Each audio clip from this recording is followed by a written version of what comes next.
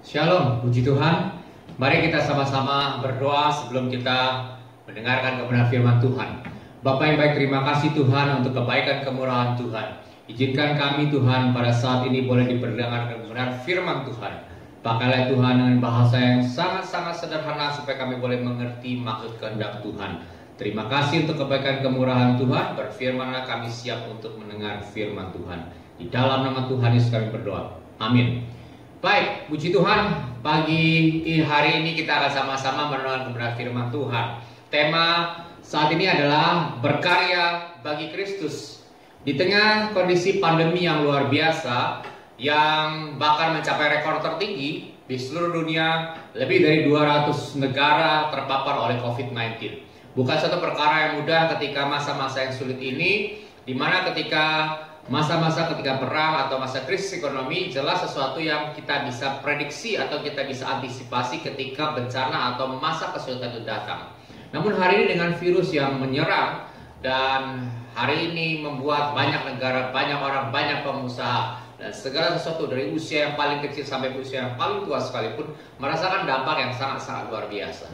Nah, oleh karena itu kita sebagai anak Tuhan hari ini harus mengambil satu sikap bagaimana kita bisa berkarya bagi Tuhan di dalam kondisi pandemi yang begitu luar biasa menakutkan. Orang berkata masa depan kita begitu sangat-sangat tidak jelas hari ini, karena pertama kita belum tahu kapan vaksin akan ditemukan, kapan masa pandemi akan berakhir. Dan Indonesia hari ini sudah tembus angka level di atas 70.000 jiwa yang terpapar oleh COVID-19. Dan hari ini kita akan berpacu dengan waktu, karena kalau kita melihat dengan sangat jelas bahwa ada begitu banyak orang yang meninggal, lebih dari 500.000 orang di seluruh dunia yang meninggal dunia akibat paparan COVID-19. Bukan suatu yang jumlah yang kecil dan terus setiap hari akan terus bertambah jumlah korbannya. Nah, oleh karena itu kita yang tinggal saat ini kita perlu menjaga kesehatan kita dengan baik. Nah, oleh karena itu kita kembali ke firman Tuhan. Saya akan ambil dari 1 Korintus 9 pasal 1 Korintus 9 pasal 9 ayat yang ke-26. Demikian firman Tuhan. Sebab itu aku tidak berlari tanpa tujuan, dan aku bukan petinju yang sembarangan saja memukul.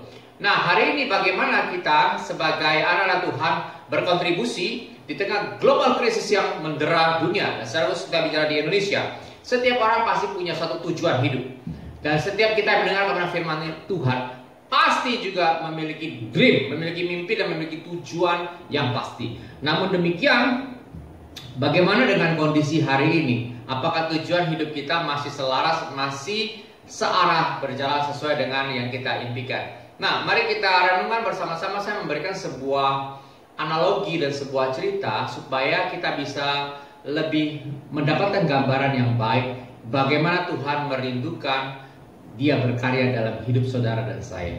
Nah, kalau hari ini kita punya pengalaman atau kesempatan, kita ada di satu daerah, misalnya di daerah yang paling mudah kita jangkau adalah airport ya, bandara 1, 2, atau 3 di Soekarno-Hatta.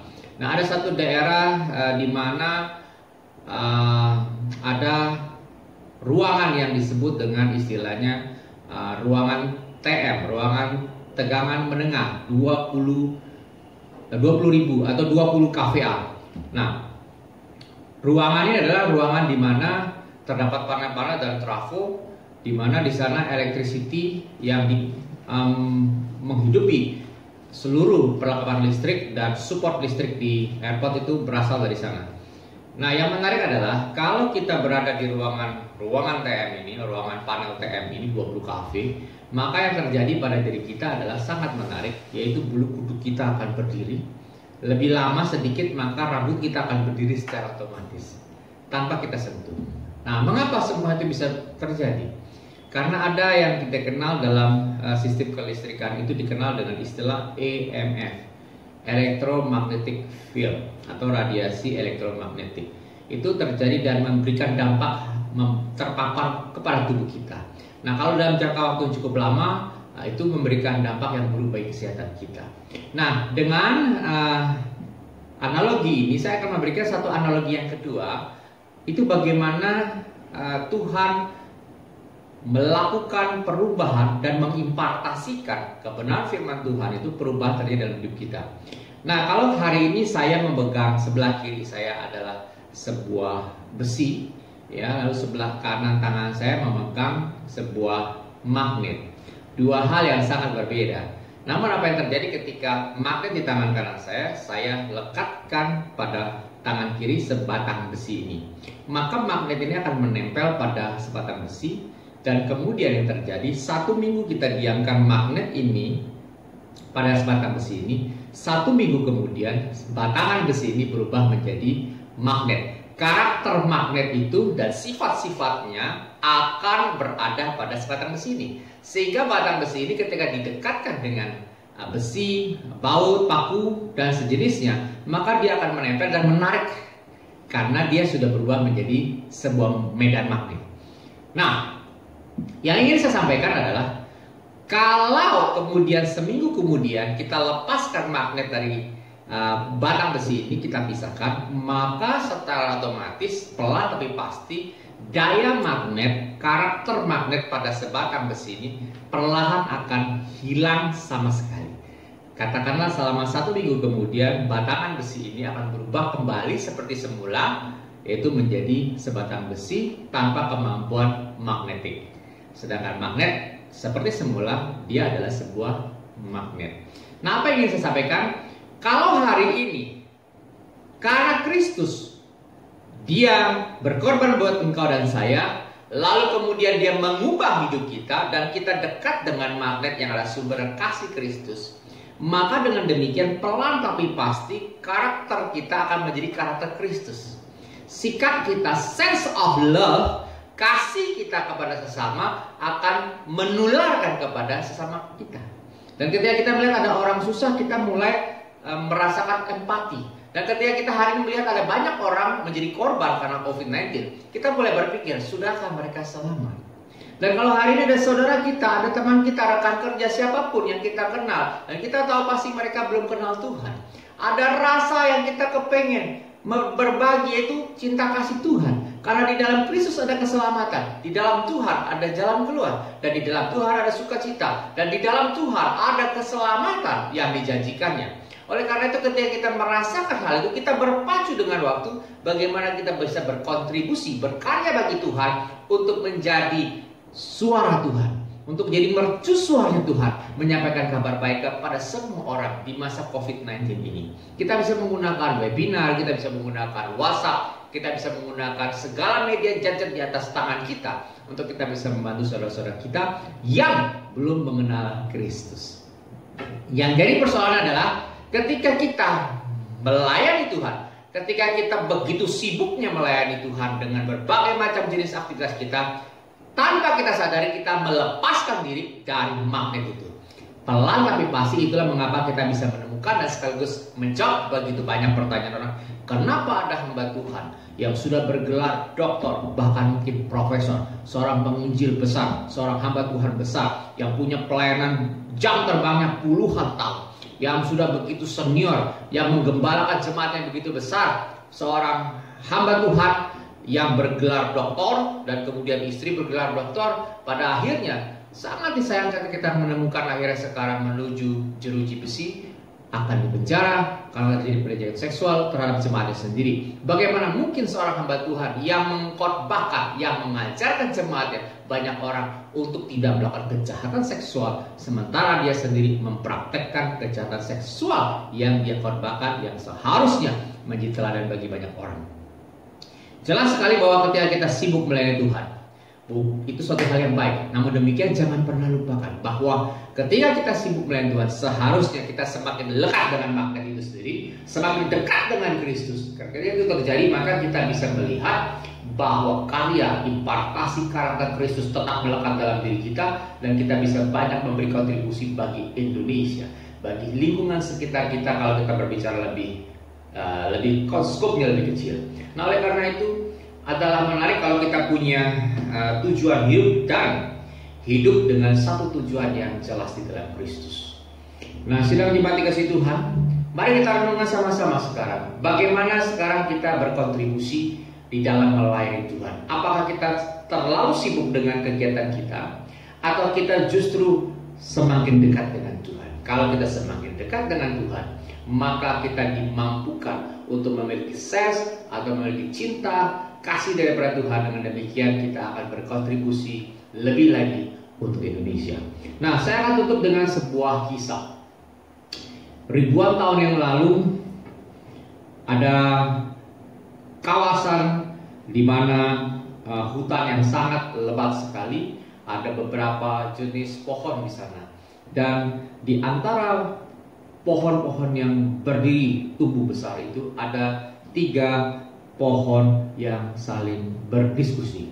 Nah, pohon yang pertama berkata, apa rencana dan impian teman-teman sekalian kalau diberi kesempatan untuk memiliki mimpi? Maka pohon yang pertama berkata, saya merindukan sekali bahwa suatu hari saya akan dibawa oleh tukang kayu yang ahli, lalu dia buat sebuah kotak yang begitu indah untuk meletakkan permata emas dan semua barang-barang berharga, kotak perhiasan yang sangat-sangat mahal dan berharga. Karena itu adalah tempat di mana para pembesar, orang-orang kaya meletakkan harta yang sangat berharga. Lalu dia bertanya kepada sahabatnya, pohon yang kedua. Pohon kedua berkata, saya juga punya mimpi. Mimpi saya adalah kalau suatu hari saya ditebang, lalu saya dibawa ke sebuah geladak kapal di mana ada tempat pembuatan kapal yang besar. Saya rindu batang pohon saya ini dibuat menjadi sebuah kapal yang begitu besar. Dan ketika kapal yang besar itu sudah terbentuk, maka saya akan berlayar mengangkut para raja-raja, orang-orang terkenal pembesar, dan itu mengelilingi seluruh dunia. Dan mereka akan merasakan keamanan dan kenyamanan karena ada di dalam kapal di mana saya adalah bagian kayu yang terkuat yang akan melindungi mereka berlayar bersama dengan orang-orang yang sangat terkenal. Lalu ketika mereka berdua sudah menyampaikan hal ini, mereka sampaikan kepada sahabat yang ketiga, bagaimana dengan kamu? Apa yang kamu impikan di dalam hidup ini? Pohon yang ketiga berkata, well, saya juga punya mimpi. Mimpi saya adalah saya berpikir bahwa suatu hari saya akan ditanam di sebuah puncak pegunungan yang begitu tinggi, yang menjulang tinggi, dan saya tumbuh begitu besar, kokoh, dan mencapai awan-awan. Dan saya merasakan bahwa saya mencapai puncak dari surga dan mencapai dekat dengan Tuhan. Dan semua orang akan mengingat tidak pernah dalam sejarah dicatat ada pohon setinggi saya dan sebesar saya dan seindah yang saya miliki. Itu yang disampaikan oleh pohon yang ketiga. Dan mereka bersama-sama mengambil satu keputusan untuk berdoa. Semoga kiranya Tuhan mendengar impian mereka dan menjadikan itu menjadi kenyataan. Tahun demi tahun berlalu. Musim gugur, musim panas, musim salju lewat begitu saja. Dan doa itu akhirnya mereka menjadi lupa dan tidak lagi mengingat apa yang mereka impikan. Namun sekonyong-konyong di dalam satu masa ada sekelompok orang yang mulai menebang pohon-pohon di area mereka, dan mereka tetap menjadi korban ditebang oleh sekelompok orang ini. Dan pohon yang pertama diangkut kepada suatu tempat di mana ada tukang kayu. Dan ketika pohon ini merasakan bahwa dia sudah berada di tempat yang tepat, dia merasakan, oh ya, mimpi saya akan segera menjadi kenyataan. Dan ternyata benar, dia dibuat menjadi sebuah kotak seperti harapan dia. Namun ketika dia melihat dengan lebih seksama, ternyata kotak ini bukan kotak peti perhiasan, namun yang dibuat justru adalah kotak tempat meletakkan makanan ternak, tempat meletakkan jerami. Dia menjadi begitu kecewa dan dia berkata impiannya menjadi sia-sia dan tidak mungkin menjadi kenyataan untuk meletakkan harta permata sebagaimana impian yang mula-mula. Dan bagaimana dengan pohon yang kedua? Puluhan tahun kemudian dari sejak peristiwa pohon pertama tidak tercapai, maka pohon ini dibawa kepada sebuah geladak kapal, tempat pembuatan kapal yang begitu besar. Dan pohon ini sudah merasakan, wah, dia melonjak begitu gembira karena dia merasakan dia akan dibuat sebuah kapal yang besar. Dan mulailah pemotongan bagian-bagian dari tubuhnya, potongan dari batang pohon ini, dan akhirnya dibuat menjadi kecil-kecil. Dan dia masih tetap tidak menyadari apa yang sedang terjadi. Nah, pada akhirnya selesai juga sebuah kapal. Namun ketika dia menyaksikan dirinya, dia menjadi sangat-sangat kecewa. Kenapa? Bukan sebuah kapal yang besar, namun ternyata sebuah kapal nelayan yang baru saja selesai dibuat. Kapal yang sangat kecil. Dan kapal ini digunakan oleh seorang nelayan untuk dia menangkap ikan dalam kawasan yang sangat kecil. Itu yang terjadi pada pohon yang kedua. Dan bagaimana dengan pohon yang ketiga?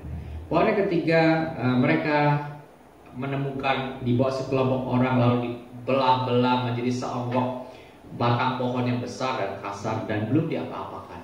Dan itu ditaruh di pojokan di tempat ruangan yang gelap dan dibiarkan bertahun-tahun lamanya. Apakah kisah ini berakhir di sini? Oh, belum. Kisah ini berakhir seperti ini.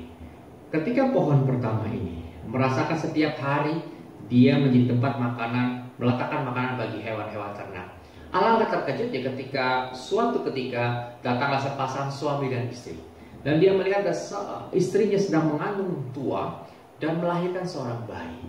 Dan alangkah terkejutnya ketika bayi itu diletakkan di atas jerami dan tidak lain adalah di kotak di mana dia terbuat.